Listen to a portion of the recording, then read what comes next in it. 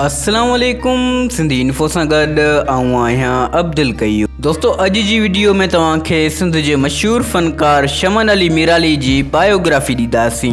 Channel खे subscribe कंदा ऐं घंटी जे निशान खे ज़रूरु क्लिक कजो। शमन अली मीराली तक़रीबन सिंधी हिन नाले सां वाक़िफ़ हूंदा। शमन अली मीराली सिंध जे मशहूर फ़नकार जो जनमु 1 जनवरी 1971 में शिकारपुर भरिसां हिकु नंढड़े ॻोठ में थियो। शमन अली मीराली जे वालिद जो नालो लाल बख्श मीराली आहे। वालिद बि संदसि पंहिंजे दौर जो सुठो फ़नकार हुयो। शमन अली मीराली जी तालीम मैट्रिक आहे। उन वक़्तु गुरबत सबबि वधीक पढ़ी न सघियो। नंढे हूंदे खां ई ॻाइण जो शौक़ु हूंदो हो। वॾे भाउ हिम्मत अली मीराली जी मदद सां फ़न जी दुनिया में पेर पाताईं।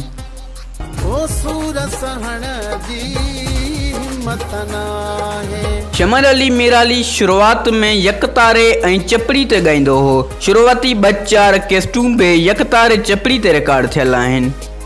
हिन वक़्तु 100 जी तादाद में कैस्टूं रिलीज़ थियल आहिनि। हिन सिंधी ॿोली खां सवाइ उर्दू, बलोची ऐं मारवाड़ी में बि ॻातो आहे।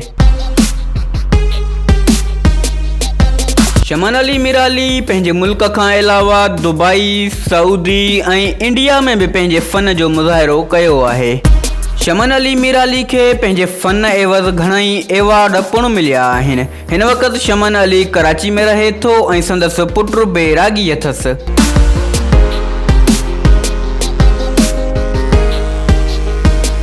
उम्मीद आहे दोस्तों ही बायोग्राफी तव्हांखे पसंदि आई हूंदी। तव्हांखे बि कंहिं शख़्सियत ते बायोग्राफी घुर्जे त उन शख़्सियत जो कमेंट में नालो ज़रूरु लिखंदा।